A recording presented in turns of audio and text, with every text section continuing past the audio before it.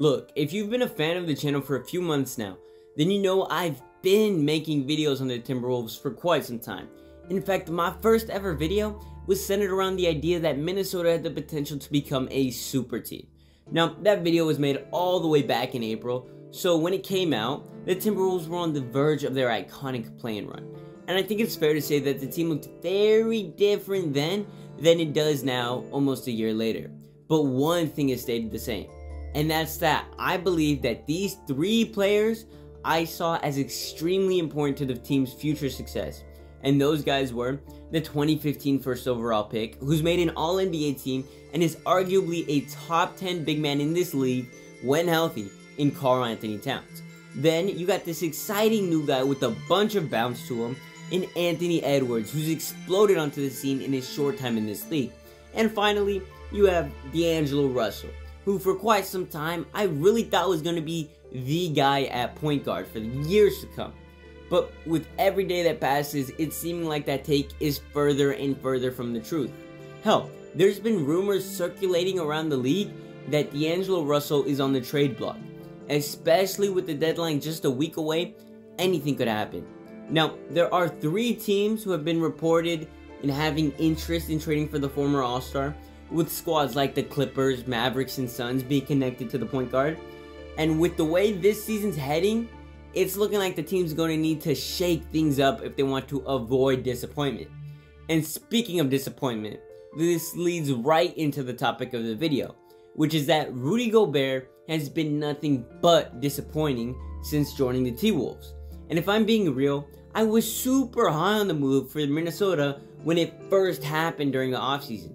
I actually went out on the internet and said that Rudy Gobert and Karl Towns were not only going to be the next Tim Duncan and David Robinson, but that this Minnesota duo was going to be even better than those old heads ever were. And damn have I been wrong, at least with the small sample size that we've been given so far, with both players missing a few games here and there this season. I mean, in the 54 games that Minnesota did play, the duo hasn't really been able to see the court at the same time, with Gobert only playing in 44 of those games and currently out day to day with a groin injury that's holding him back. And if you think that's bad, then let me tell you about Cat, who's missed more than half the season, only playing in 21 games. And it's looking like things are going from bad to worse for Cat, with the big man currently out for the next 4 to 6 weeks with a right calf strain. But them not playing on the court isn't the only problem, because even when this big man duo was playing, they weren't looking pretty together.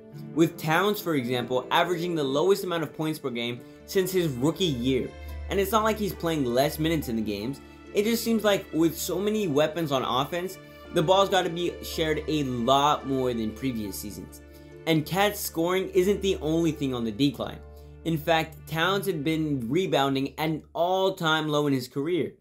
And again, that's just probably due to the addition of a few newer and more talented big men on the roster than Cat's been used to playing with.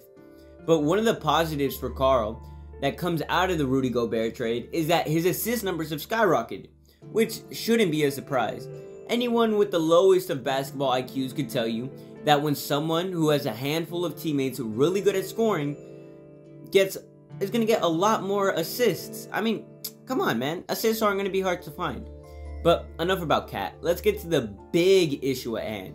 I'm talking the 7'1" French issue that hasn't found his place in Minnesota. Yes, I'm talking Rudy Gobert. Now, I know I'm making it sound like the Timberwolves are dead last in the league, but that couldn't be farther from the truth. Currently, Minnesota is sitting at a record of 28-26 and 6th place in the Western Conference, which is alright. The thing is, the standards for this team are set way, way higher than just 2 games over 500. I mean, when the T-Wolves made the trade for Rudy, people started looking at this team like possible finals contenders, which is far from what they actually are. And when you go back and look at the trade details, if you think trading 4 first-round picks and a pick swap for Gobert was wild then, it looks even worse now. And I haven't even seen an NBA trade this bad since the unforgettable Celtics-Nets trade, which, if you're too young to remember, let me sum it up for you real quick. Basically, the Celtics traded grandpas in Kevin Garnett, Paul Pierce, and Jason Terry for a bunch of future firsts. And the worst part for the Nets is that those picks they traded away eventually became Jason Tatum and Jaylen Brown. Tough. But let's get back to the man of the hour, Rudy himself, who's dropped off quite a bit since leaving the Jazz in the offseason. And sure, I could easily just pull up some boring ass stats showing his points, rebounds, and blocks falling off a cliff, but if you watch the game, he just doesn't pass the eye test. His drop-in skill is so noticeable that you can visually see it on the court. He just looks way uncomfortable and out of his element when he's with the Timberwolves, especially when he's playing with Towns. Now, I know that when a superstar leaves a team they've been with their whole career, it takes some time for those starters to start gelling and flowing with their new squad. But his former teammate is a perfect example of what the fans and media expected out of Gobert and the T-Wolves heading into this season. What Donovan Mitchell's been able to do in his short time with the Cavs has been pretty remarkable. He's putting the whole league on notice. I mean, there's a reason Donovan was just voted as an all-star starter. Not just because it was mandatory that each conference have 2 guards in the starting lineup. Yep, no one got robbed at all in the Eastern Conference.